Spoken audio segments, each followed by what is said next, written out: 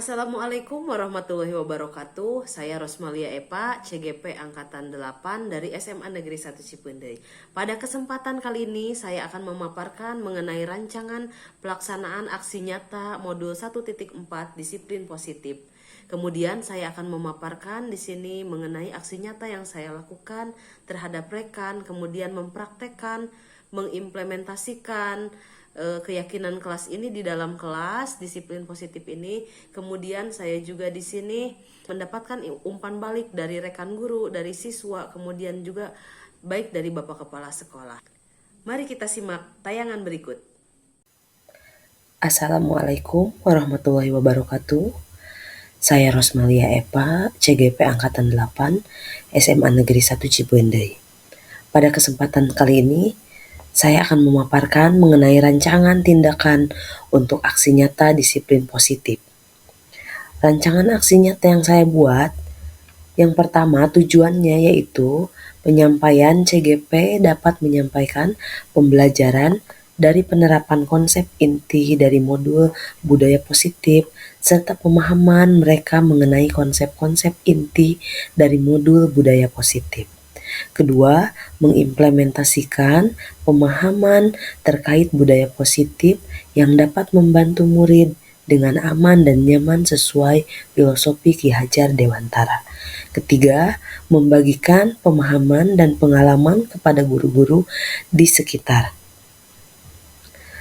Selanjutnya, saya akan memaparkan mengenai rancangan tindakan untuk aksi nyata.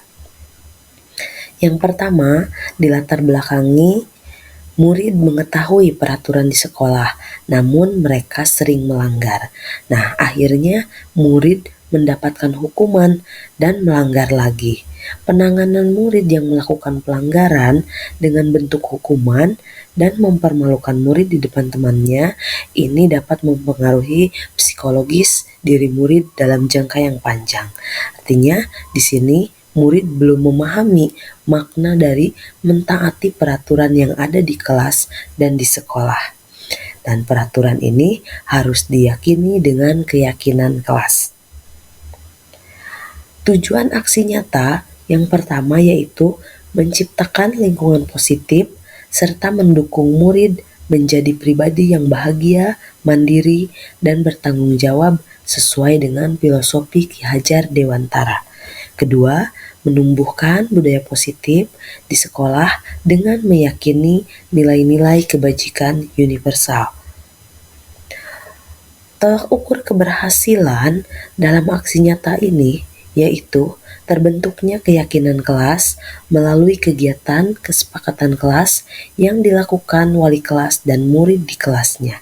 Kemudian yang kedua, murid mampu menerapkan dan menjalankan keyakinan kelas yang telah dibuat dan disepakati.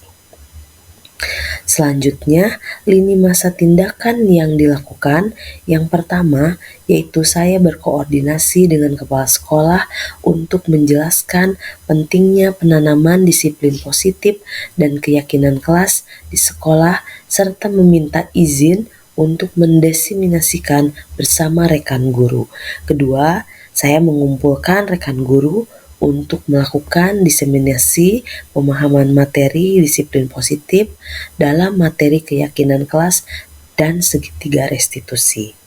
Yang ketiga, berkoordinasi dan berkolaborasi dengan wali kelas untuk membuat keyakinan kelas di kelas masing-masing. Yang keempat, memantau, merefleksi, dan mengevaluasi keyakinan kelas yang telah dibuat. Nah, untuk pelaksanaan aksi nyata ini yang nantinya menjadi disiplin positif di sekolah membutuhkan dukungan. Yang pertama yaitu dukungan dari kepala sekolah, rekan guru, serta murid agar rencana dan tindakan dilaksanakan secara lancar dan menyeluruh. Kemudian, sarana dan prasarana yang mendukung budaya positif dan disiplin di sekolah ini harus didukung juga. Yang ketiga, murid yang saling berkolaborasi dalam mengingatkan keyakinan kelas yang ada di kelasnya bersama teman-temannya. Yang keempat, orang tua dalam melakukan budaya positif di rumah. Jadi, ketika membangun budaya positif di sekolah, maka harus ada dukungan juga budaya positif yang dilakukan di lingkungan rumah agar budaya positif yang dilakukan di sekolah ini berjalan senada dan seirama. Kemudian yang kelima, masyarakat sekitar yang mau berkolaborasi menanamkan nilai-nilai kebajikan yang dibentuk di sekolah. Salah satunya nilai-nilai kebajikan yang dibentuk di sekolah yaitu nilai profil pelajar Pancasila. Baik Bapak Ibu, mari kita saksikan aksi nyata yang telah saya buat setelah membuat kerangka acuan dalam melakukan aksi nyata ini. Selamat menyimak. Assalamualaikum. Izin Pak.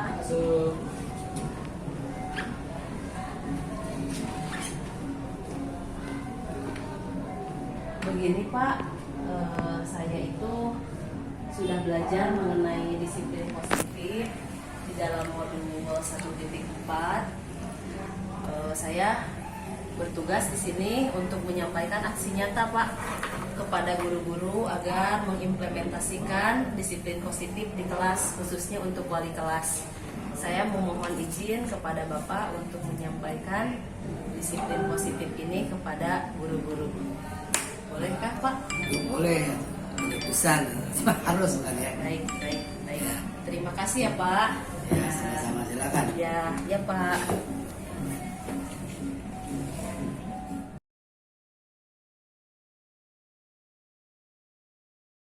Assalamualaikum warahmatullahi wabarakatuh.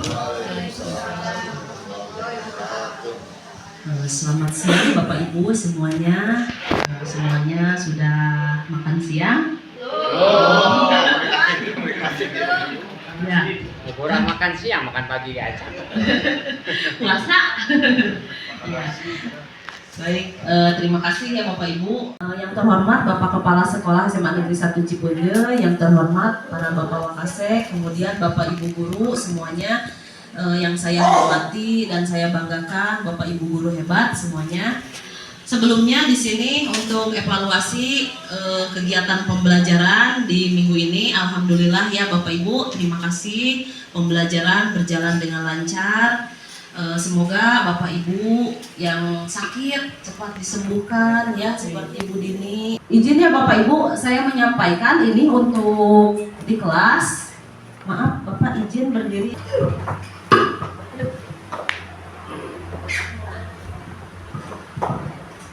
Baik. Izin Bapak Ibu, saya menyampaikan di sini Bapak punten terkait disiplin positif. Kenapa harus ada disiplin positif di sekolah kita ya? Ini salah satu tugas aksi nyata saya ya dalam modul 1.4. Nah, disiplin positif ini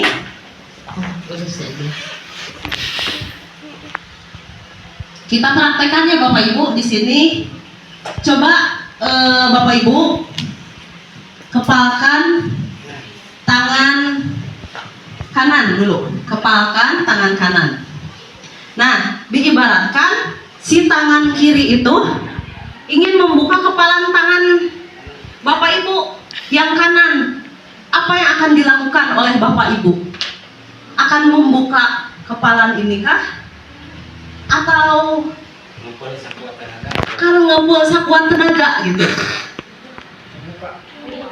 Akan membuka? Nah, ketika misalkan ada intimidasi, ada apa namanya itu ancaman, akan ya gini aja di bawah aja, di sini aja gini kepala tangan kanannya. Bapak Ibu gimana? Misalkan dulu akan tetap menutup tangan ini atau akan membuka? Nah itu silahkan dipikirkan. Jadi ketika Bapak Ibu nih ngepalin tangan kanan, si tangan kiri itu misalkan si A ini adalah tangan Bapak Ibu teh tangan kanan, B ya si tangan kanan. Nah si tangan kiri itu si A ini ya, Si B ingin membuka kepalan tangan Bapak Ibu. Ini Kalau intimidasi pasti akan Keras. keras, ancaman. Ya. Jadi ini misalkan Pak Cuncun nih, kalau misalkan Pak Cuncun mau membuka tangan itu dalam posisi apa?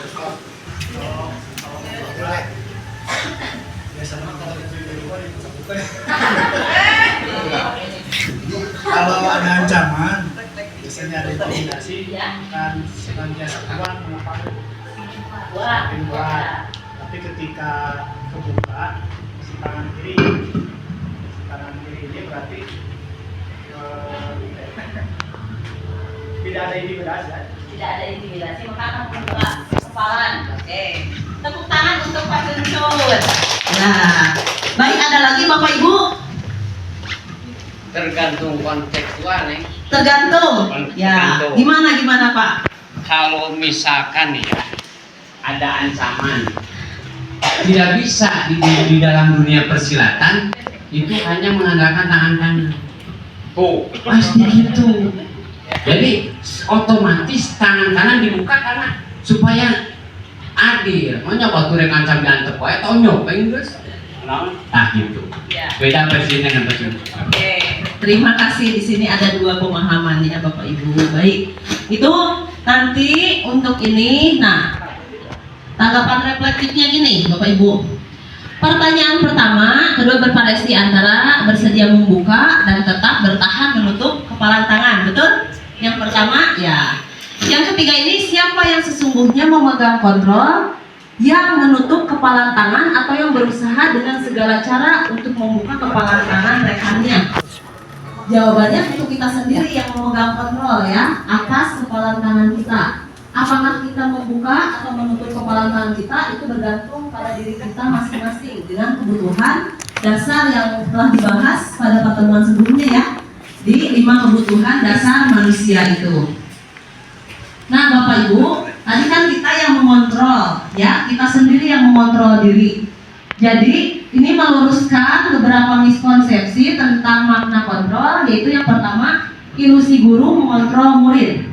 Biasanya kan kita ya memaksa murid untuk melakukan sesuatu ya, ayo kerjakan, namun itu kumaha gitu ya. Atau di sini jika murid tersebut memilih untuk tidak melakukannya. Kemudian ilusi bahwa semua penguatan positif efektif dan bermanfaat. Misalnya gini, penguatan positif atau bujukan adalah bentuk-bentuk kontrol. Ayolah kerjakan gitu ya. Oke, ibu bisi misalkan kepala sekolah misalnya gitu ya. Kemudian ilusi bahwa kritik dan membuat orang merasa bersalah dapat menguatkan karakter.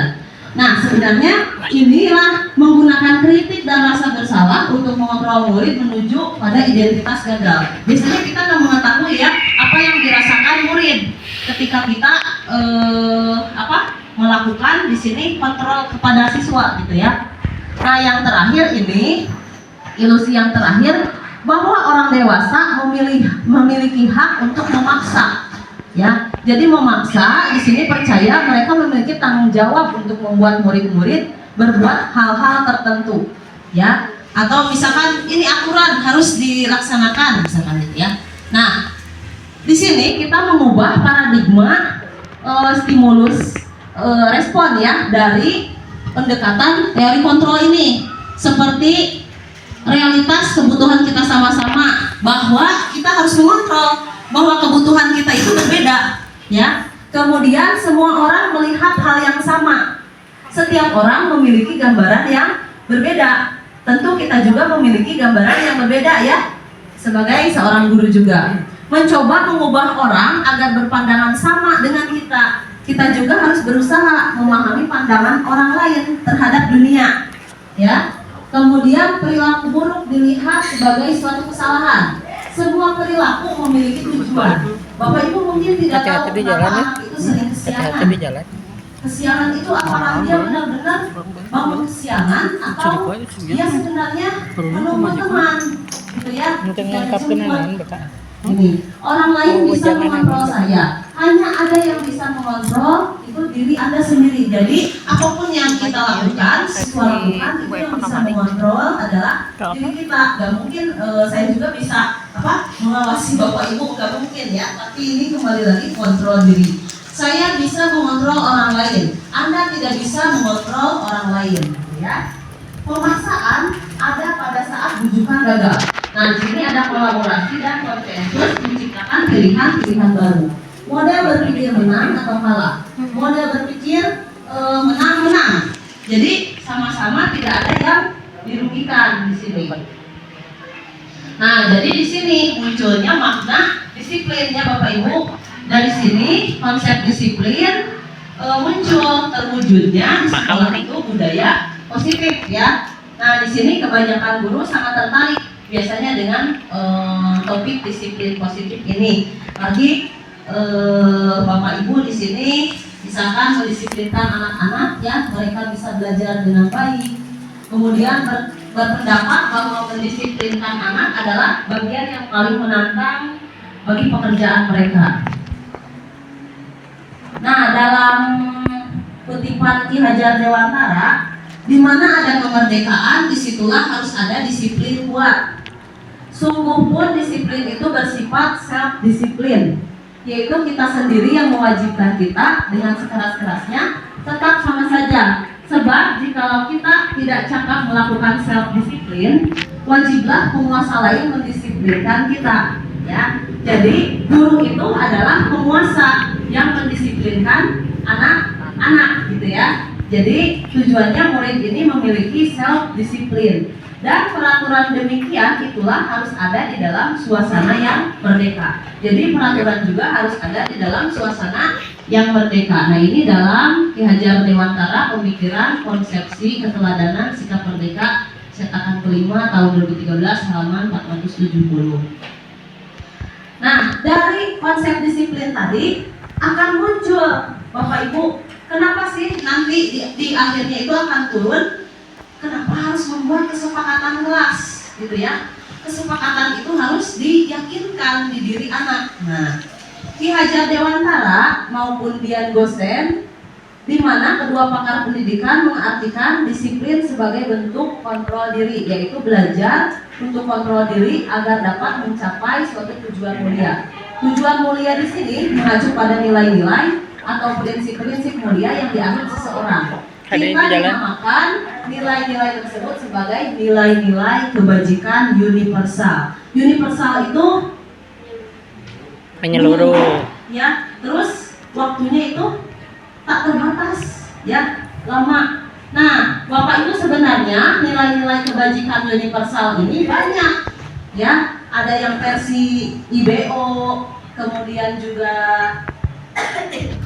ITF dan lain-lainnya. Nah, yang kita ajarkan itu adanya ini juga nilai kebajikan universal. Salah satunya profil pelajar Pancasila. Makanya yang diterapkan di dalam kurikulum Merdeka. Kurikulum Merdeka itu apa? Kita merdeka. Nah, merdekanya bagi murid salah satunya yaitu pembelajaran berdiferensiasi. Artinya murid dibebaskan memilih konten, memilih ketika proses pembelajaran dan produk yang dihasilkan. Bapak Ibu gini, kalau misalkan nih ada anak kita suruh pahami, buat rangkuman misalkan dari apa yang kita sampaikan, boleh melalui media video, media Canva, visual, mapping, boleh. Misalkan Ibu, saya mau bisanya ditulis buku catatan, boleh, ya. Jadi dibebaskan. Tapi di sini ternyata anak-anak itu masih ngikutin temannya, belum sadar bahwa dia itu bisa mendiferensiasikan semuanya, nyata semua, nemu buku semua. Tapi itu diberi kebebasan. Mungkin anak bisa membacakan teks itu, naskah itu, kesimpulannya divideokan, bisa. Bu ini kemudian mulailah sekarang mah portofolio digital. Jadi simpan tugas-tugas anak itu di dalam drive belajar ID. Ya, portofolio digital sekarang udah anak teh sok kumpulkan karena drive, kirim we. Ya, kirim. Nah, itu. Baik Bapak Ibu, nah itu ya. Yang pertama di sini profil pelajar Pancasila, beriman bertakwa kepada Tuhan Yang Maha Esa dan berakhlak mulia. Ini ada elemen dan sub-elemennya yang sangat mendalam, ya. Berakhlak kepada Tuhan Yang Maha Esa, berakhlak kepada manusia, berakhlak kepada alam, ya, kepada sesama. Nah itu semuanya ada di beriman bertakwa kepada Tuhan dan berakhlak mulia. Berkebinekaan global, bergotong royong, kreatif, bernalar kritis dan mandiri. Nah makanya di dalam intrakurikuler, kokurikuler dan ekstrakurikuler harus dimasukkan profil pelajar Pancasilanya, apa yang dituju dengan capaian pembelajaran, baik itu di ekstrakurikuler, kokurikuler dan intrakurikuler. Nah ini satu lagi nilai kebajikan dari The Virtues Project. Nah ini kan banyak sekali ya. Ini yang harus didorong kepada anak-anak. Peduli, keterus-terangan, kebersihan, komitmen, belas kasih, percaya diri, bertujuan, tenggang rasa, gotong royong, rajin, keberanian, kesantunan, kreatif dan sebagainya. Lurus hati, ketegasan, pengertian, pengabdian, tanggung jawab, rasa hormat, integritas seperti yang Bapak tadi paparkan. Baik, itu yang tadi paparkan dari mulai disiplin positif, pengertian disiplin, menuju ke disiplin positif itu harus menganut nilai-nilai kebajikan universal. Nah makanya perubahan paradigma belajar sekarang di sekolah ini, satu, di sekolah guru berperan aktif dalam menciptakan budaya positif di sekolah ini. Sebagai saya CGP, saya melakukan pengimbasan kepada rekan terkait disiplin positif di sini ya. Kemudian disiplin positif dengan filosofi KHD ini berkaitan dengan hukuman. Disiplin itu bersifat self disiplin yang tadi diceritakan ya, ini sudah kita lewat dulu. Kemudian mewujudkan visi sekolah. Guru harus memiliki visi yang jelas ya. Di sini visinya yaitu visi sekolah dengan menerapkan segitiga restitusi, karena pada dasarnya setiap manusia, begitu juga murid, pernah melakukan kesalahan. Ya, saya sendiri juga pernah melakukan kesalahan, murid juga pernah melakukan kesalahan. Nah ini ya, didasari oleh kebutuhan manusia apa yang belum terpenuhi gitu ya. Apakah anak di rumahnya itu tadi pagi orang tuanya bercerai, apa tidak sarapan, penuh makian, penuh marahan. Itu yang harus dipahami oleh kita. Dengan menguatkan keyakinan kelasnya, nah sehingga murid dapat proses tumbuh kembangnya tidak terhambat karena posisi kontrol guru sebagai penghukum. Nah Bapak Ibu, di sini disiplin positif, teori kontrol dan motivasi. Kita lihat dulu disiplin positif, pendekatan mendidik murid dengan melakukan kontrol diri dan pembentukan kepercayaan diri dengan didasarkan pada keyakinan nilai kebajikan atau karakter yang diyakini ya Bapak Ibu. Kemudian teori kontrol yang tadi kesimpulannya, usaha untuk memahami orang lain tentang dunia bahwa setiap tindakan memiliki tujuan tertentu. Kita tidak bisa mengontrol orang lain, tetapi hanya diri kita lah yang mampu mengontrolnya. Kemudian teori motivasi, suatu murid ini melakukan suatu tindakan dapat diidentifikasi karena takut akan hukuman atau ingin mendapatkan imbalan, reward ya. Namun saat tidak mendapatkan reward, mereka cenderung menurunkan motivasinya. Menghargai diri sendiri merupakan motivasi intrinsik yang diperlukan. Jadi motivasi ini akan datang di dalam dirinya sendiri dulu ya, untuk menumbuhkan nilai apa yang diyakininya. Bahkan kan anak ada yang kalau diberikan reward, kenapa sekarang reward gak boleh? Karena akan berlomba-lomba kan. Terus bagi orang yang tidak mendapatkan reward, itu nanti udah ada orang mau menang gitu ya, mau menang ya udah diam, tidak ada potensi yang berkembang. Maka dari itu di sini digali semua siswa itu potensinya, hanya guru yang mengetahui posisi pemahaman dia sampai mana dengan bentuk scaffolding atau bantuan-bantuan khusus. Nah Bapak Ibu, 5 posisi kontrol guru mana ini yang lebih benar yang kita lakukan ya? 5 posisi kontrol. 1, posisi sebagai penghukum. Tentu ya, kita suka menerapkan pada anak-anak sebagai penghukum ya. Ya, seseorang penghukum bisa menggunakan hukuman fisik maupun verbal. Nah ini, mari kunaon, gitu ya. Nah itu dengan nada gitu. Pembuat rasa bersalah, biasanya guru akan bersuara lembut. Aduh Pak Asep, kamu dengerjakeun abdi, oke. Iya, aku pengawas. Dia merasa bersalah.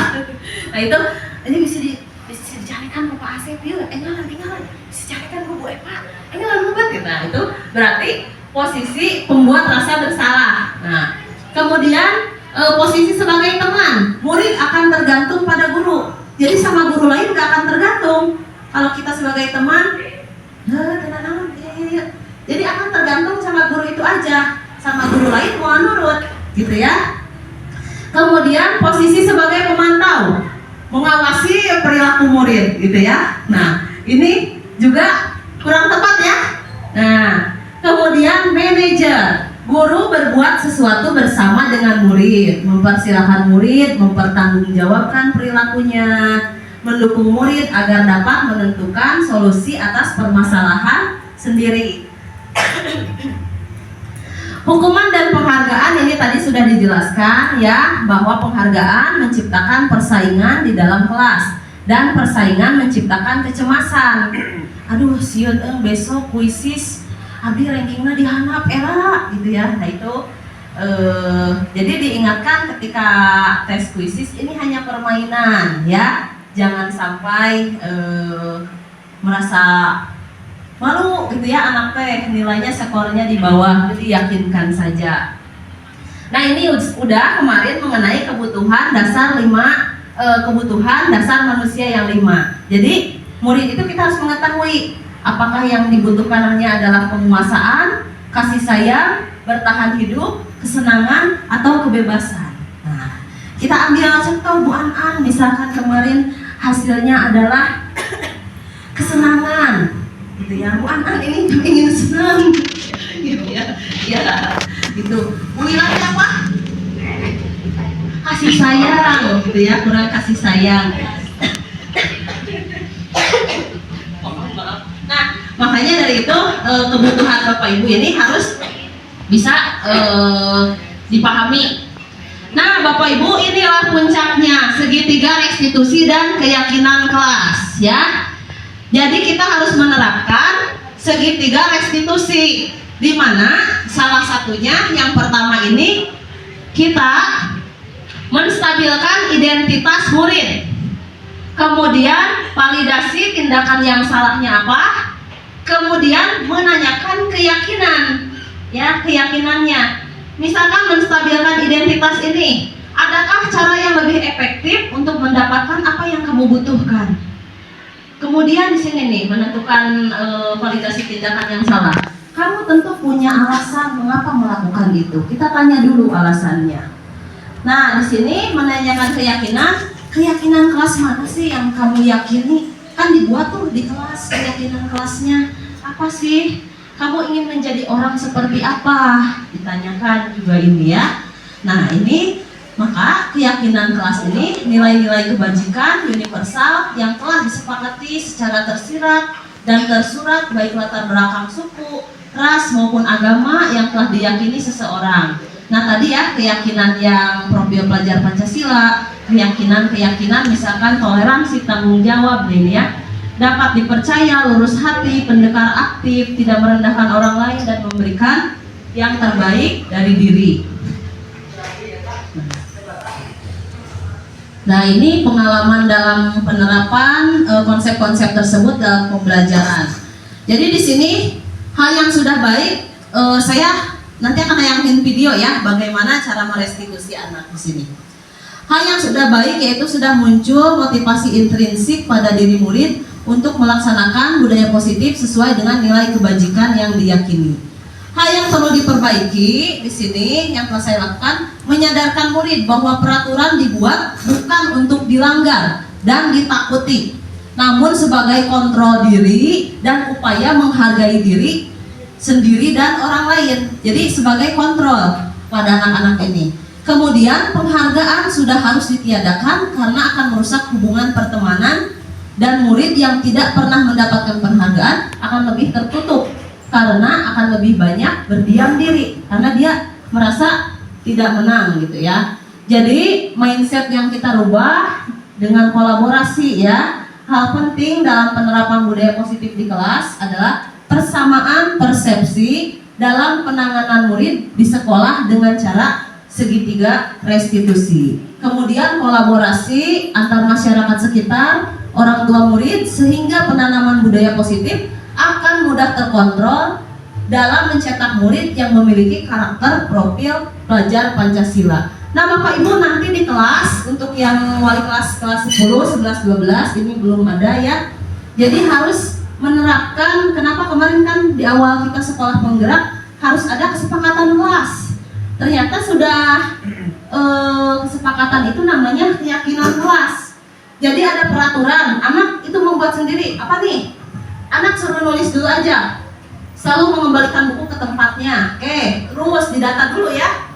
Terus misalkan dilarang mengganggu orang lain, ke WC tidak lebih dari 2 kali misalkan ya. Kemudian melakukan kekerasan, apalagi ya, tidak boleh tidur, tidak boleh main HP. Nah nanti setelah peraturannya ditulis di kelas itu, terus ingatkan ke anak, Cing coba bikin 2 kolom tabel aja ya.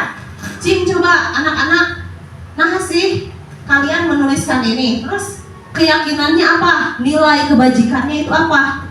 Misalkan ini, hadir di sekolah 15 menit sebelum pembelajaran, artinya itu apa ya? Ya, hal positifnya itu apa? Komitmen, menghormati orang lain, dilarang menggunakan narkoba, oh untuk kesehatan. Terus presentasi aktif dengan kelompok, oh tanggung jawab.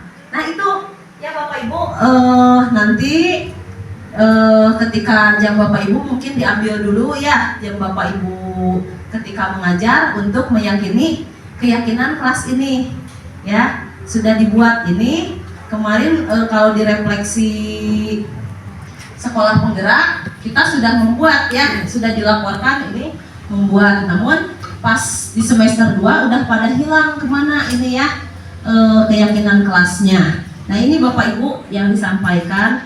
Terakhir saya akan menampilkan merestitusi anak ya. Nah, ini saya merestitusi kepada anak yang benar-benar suka kesiangan.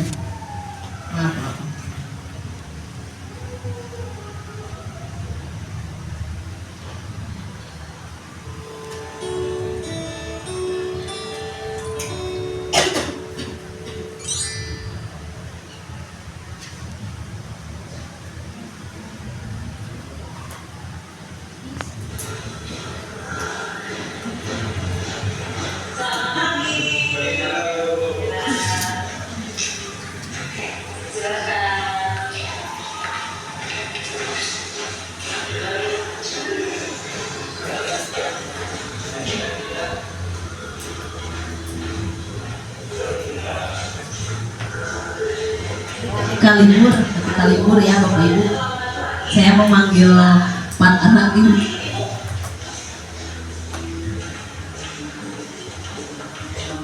Jika setiap orang itu pasti pernah melakukan kesalahan ya.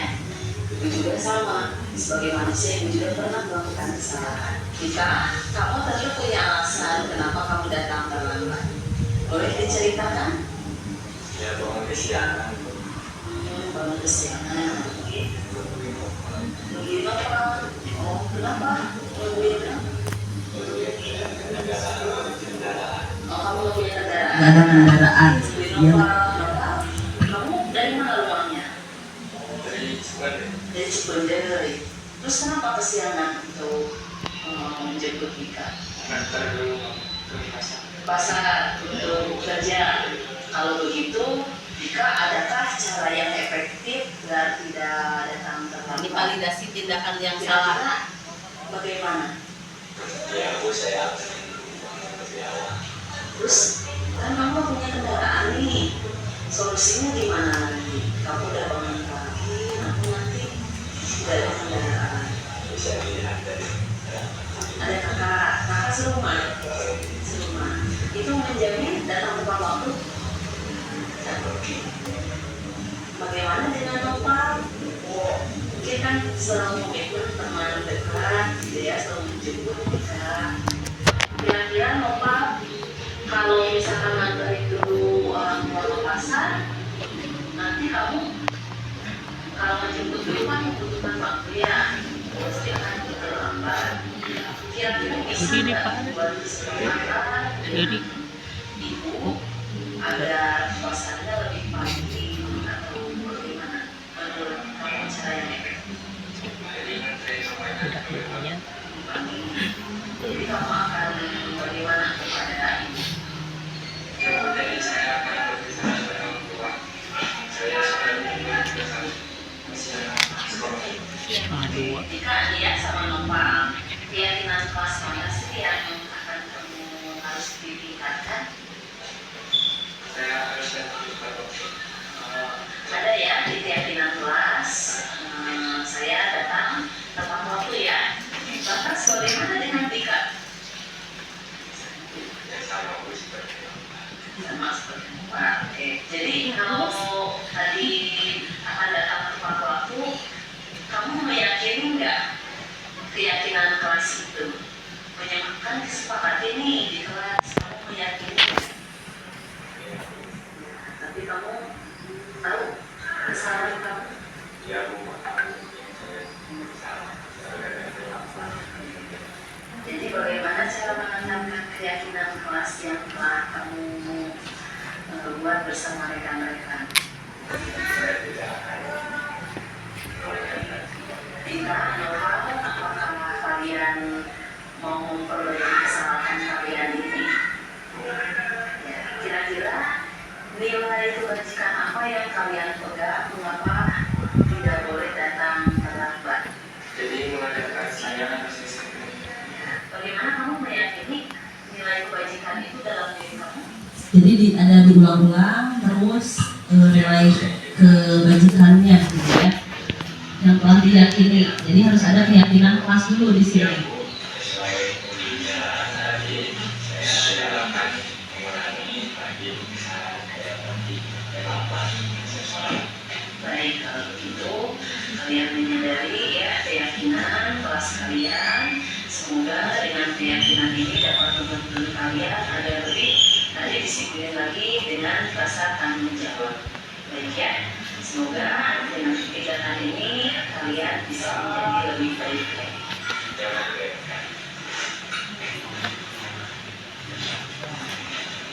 Itu salah satu contohnya ya Bapak Ibu ketika melakukan segitiga restitusi. Kalau ini kasus perselisihan gitu ya. Tapi hampir sama. Jadi tanggung jawabnya kalau di video ini yaitu kelas menjadi kotor, kita meyakinkan bagaimana nih kelas ini agar bersih gitu ya. Nah itu. Jadi diingatkan misalkan tiketnya ini digerakkan gitu ya. Bapak Ibu, nah ini sama. Nah ini anak-anak kan membuang sampahnya ya. Jadi memvalidasi tindakan yang salah. Nah ini. Jadi ini ditanyakan ketika diproses restitusi dengan posisi kontrol hukuman itu lebih enak gimana? Ternyata anak ya lebih tenang katanya ya. Jadi saya meyakini kata anak-anak itu.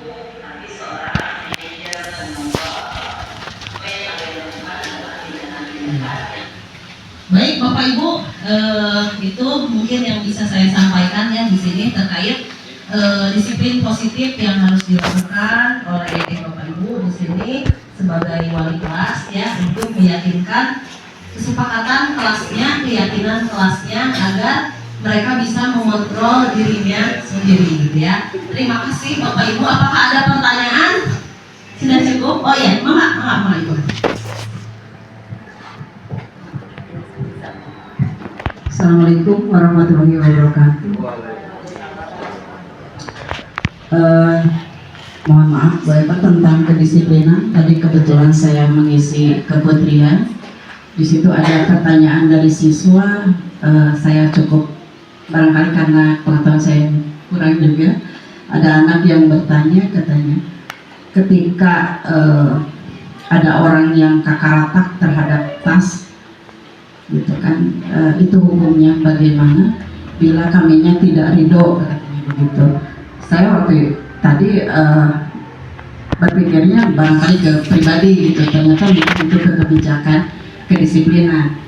Saya berpikir, aduh, gitu kan, tadi takut salah juga menjawab. Jadi saya itu untuk penerapan aturan disiplin. Saya hanya itu aja dulu menjawabnya karena takut salah berbicara. Hanya itu aja Pak Klien. Terus Baik, terima kasih Bu Anan. Ini ya terkait anak. Kalau misalkan biasanya tas yang di depan itu yang kesiangan, ya. Dan ternyata yang kesiangan itu Bapak Ibu kayak dapat, itu anak perempuan ya, pasti membawa make up.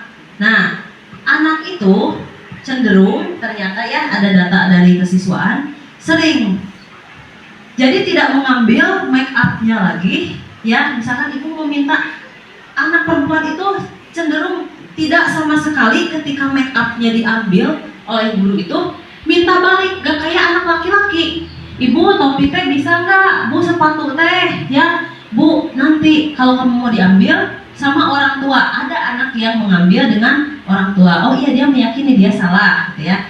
Nah, untuk yang make up ini ternyata anak itu berdasarkan data dari Bu Nuki, Bu Renta, iya anak teh kapok-kapok. Padahal udah berkali-kali dia jadi cenderung beli lagi, ngelanggar lagi gitu. Nah, ini kan bahkan ketika di depan juga jangan pakai lipstik kan udah diumumkan ya, Nah, dengan apa? Dia mengakui aja, dikasih aja tisu basahnya kan dibagi 4 tadi ya, kejadian tadi pagi. Nih hapus gitu ya. Loh, kenapa aku nggak boleh biar diingatkan lagi juga oleh wali kelas, kenapa sih kalian nggak boleh memakai lipstik gitu ya ke sekolah, berdandan berlebihan, mau dipanggil emak-emak gitu ya kan, biasanya udah di lipstik berlebihan ya, apalagi di alis itu adalah emak-emak. Nah, ini yang kita belum meyakinkan anak-anak. Jadi kalau misalkan di ini lagi, itu cenderung kan nggak ada ya, kita Pak Haji kalau razia kan belum lagi gitu ya. Namun ketika yang di depan ternyata nemu rokok mah ya, sering Pak Haji, rokok mah, korek api mah, ternyata kesiangan kalau laki-laki ya. Ada hal itu, atau izin ke parkiran. Nah, coba tinggal di sakuna sama Bu Nuki ya. Kalau kata Bu Nuki mah gini, di dia mah antara cocok dan gak cocok menerapkan restitusi teh kudu jeung gorowok wae, beda orang Cipeudeuy mah. Nah itu, jadi kadang masih dilematis gitu ya. Untuk, nah ini yang dilematis itu yaitu kita merubah kesepakatan dulu, kolaborasi untuk menanamkan kenapa keyakinan kelas itu harus ditanamkan, kenapa tidak boleh bermakeup berlebihan. Kan sekarang orang pakai skincare gitu ya. Coba bayangkan setelah lulus wajahnya merah-merah, rusak gitu ya, bahkan bisa seumuran 40 tahun ya gitu kelihatannya. Nah itu, jadi diingatkan ke anak-anak itu kenapa nggak boleh bermakeup berlebihan. Nah itu Ibu, jadi anak yang ketangkep dikorotakan karena kesiangan, terus dia berulang-ulang, dan anaknya yang kesiangan itu tidak pernah ganti itu lagi gitu ya. Mohon nanti mungkin ketika di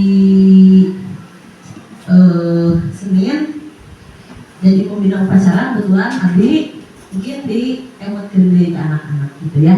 Ya, terima kasih Ibu. Ya. Ada lagi Bapak? Atas cekapnya Bapak ya Ibu. Hatur nuhun kana patosanana kasadayana Bapak Ibu.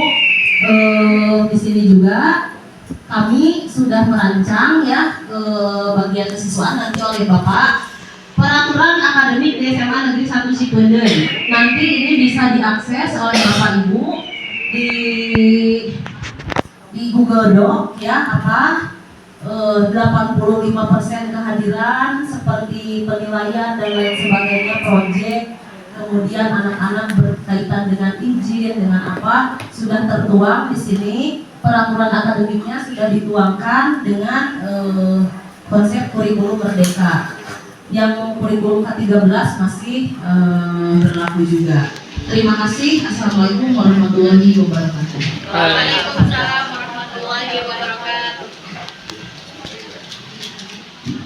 Terima kasih kepada Ibu Ibu yang dengan peraturan akademik yang ada di SMA Negeri 1 Cipinang. Jadi tipe-tipe fase-fase penanganan anak para siswa ini sudah disampaikan oleh beliau, jadi tidak mungkin juga dilaksanakan.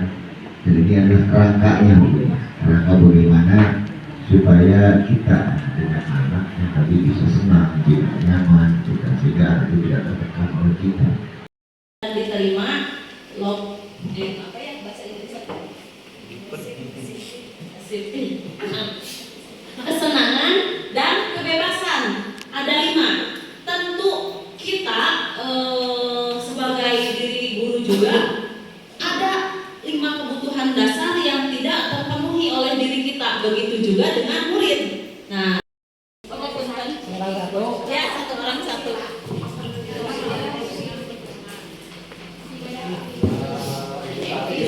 Ya, dilingkari saja, dikasih nama.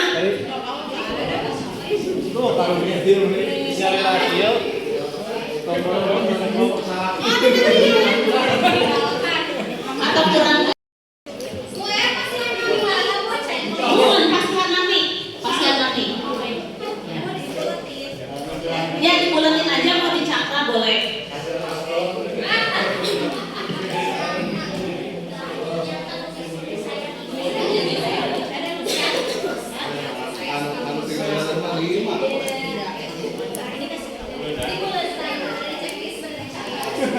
Ya, Bapak Ibu, ini itu merupakan progres sebagian dari guru penggerak. Jadi kami membuatkan aksi nyatanya, gitu ya, aksi nyata agar diimbaskan ke Bapak Ibu bagaimana menangani kebebasan, gitu ya. Aksi nyata.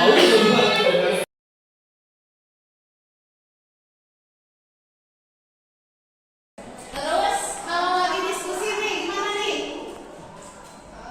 Kalau lagi diskusi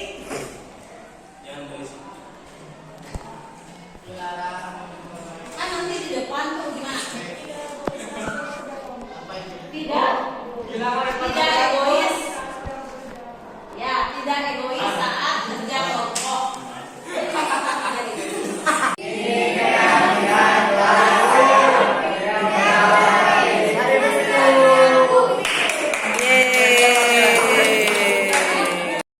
Dua, kelas harus bersih katanya. Terus apa lagi? Minimal 4 kali buang sampah sembarangan di dapur. Minimal 5 kali kan. minimal 5 kali. Banyak doi atuh. 3. Berapa kali? 3. 4. Ah, banyak doi. Pertama kan dari saya dibawa ke R3. Ya, 2 kali ya? 2 enggak? Enggak boleh 3. Ke air. Pipis.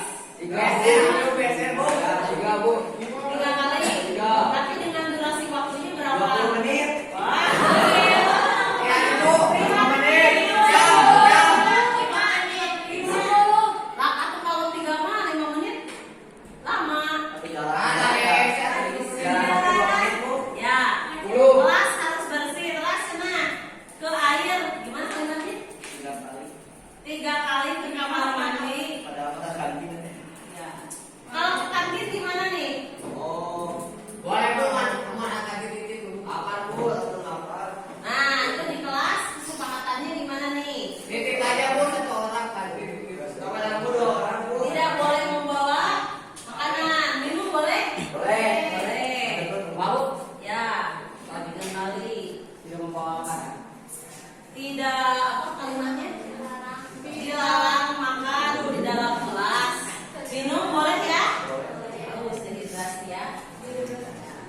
Tidak memakai topi di kelas, Bu. Memakai topi.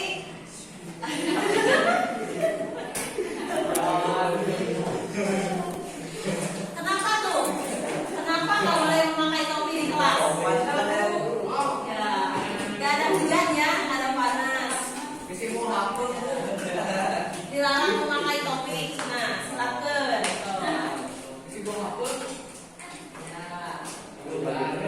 Gimana nih kalau kita nanti aktivitas kelompok?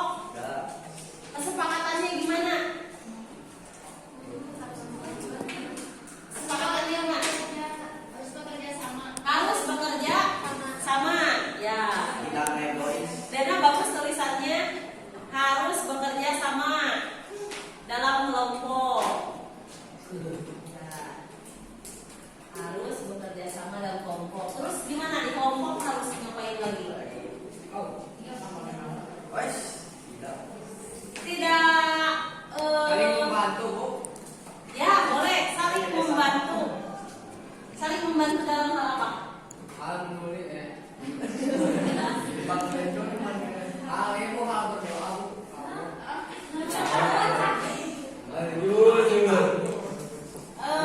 Kalau di ini harus bekerja sama ketika belajar kelompok.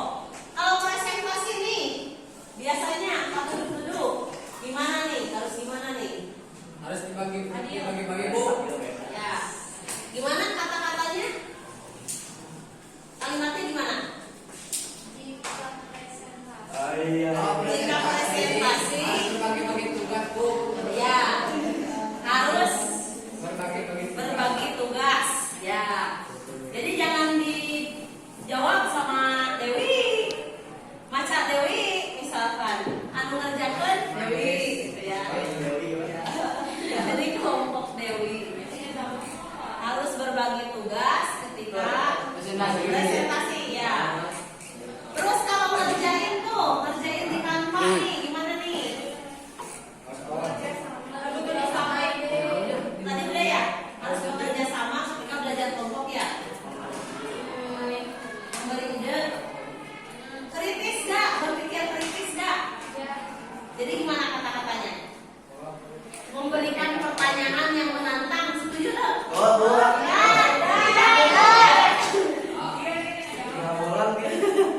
Setuju nggak? Nggak, kan itu harus berpikir kritis. Kalian tadi di profil belajar Pancasila juga. Gimana? Memberikan pertanyaan yang menantang ketika teman presentasi. Menyiapkan pertanyaan yang wah sih. Boleh? Ya. Menyiapkan pertanyaan. Ya, menyiapkan pertanyaan yang kritis. Gitu.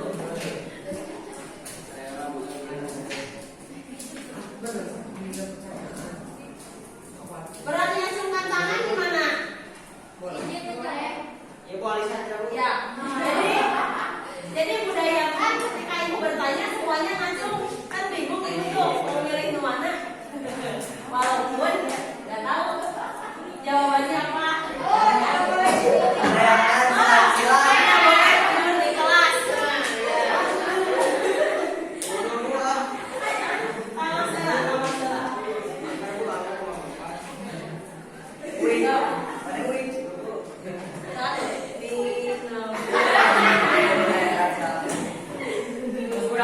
Ya udah ya, segini aja ya, cukup. Nah, tunggu dulu. Lihat, ini kan kesepakatan kelas ya.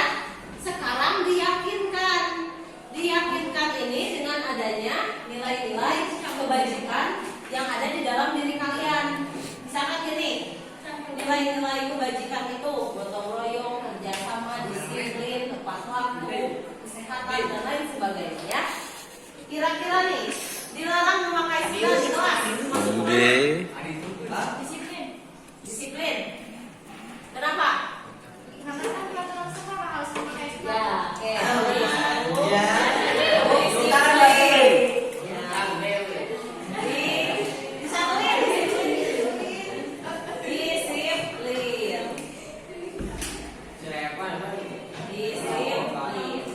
Kelas harus bersih. Kelas harus bersih. Yes.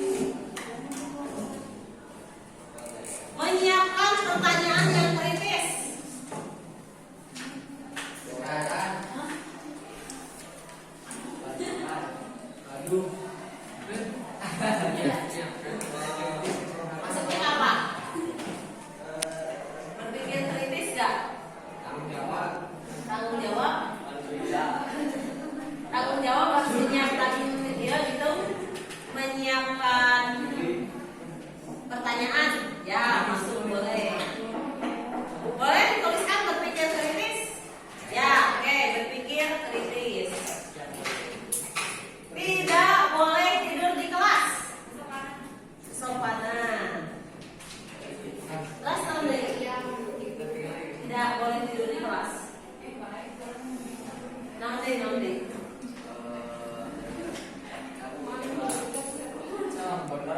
Iya. Ya. Apa lagi? Ada lagi? Yuk, sekarang kita ke depan yuk, foto dulu yuk dengan kegiatan kelasnya. Ayo, ke depan. Ayo. Ya.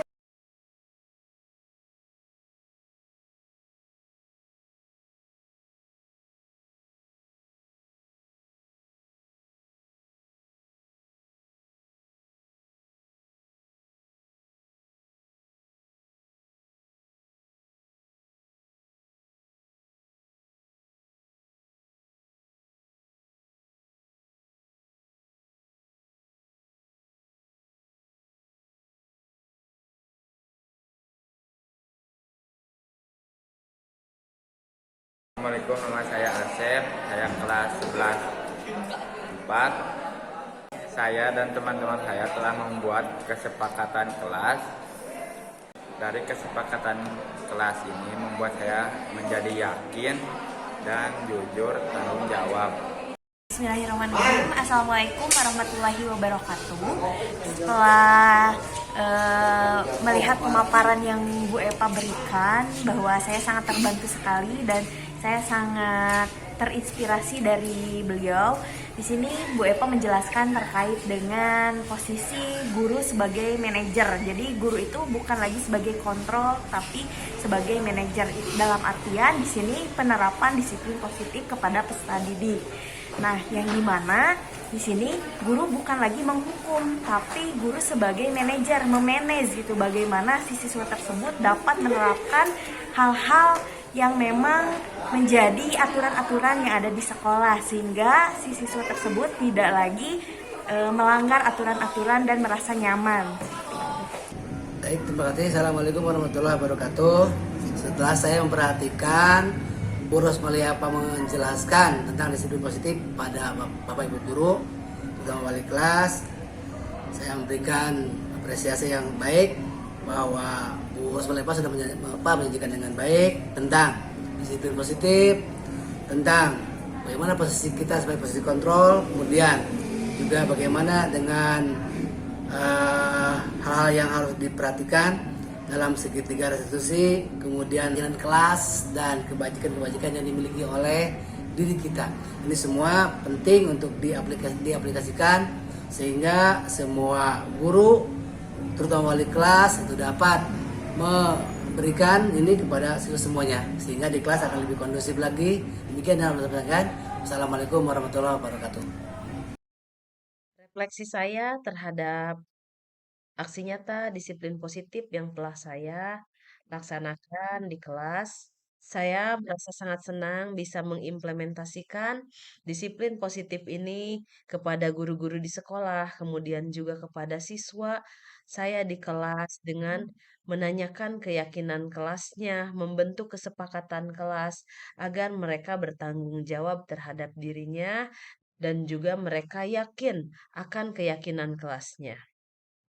Implementasi saya untuk kedepannya dalam rangka perbaikan yaitu saya akan terus menerapkan disiplin positif ini untuk pada siswa saya di kelas agar mereka dapat mengontrol dirinya, mengenali nilai kebajikan yang ada di dalam dirinya, dan agar menjadi siswa yang selamat dan bahagia. Dan kami sebagai guru berusaha untuk menuntun murid menuju kodratnya. Terima kasih. Assalamualaikum warahmatullahi wabarakatuh.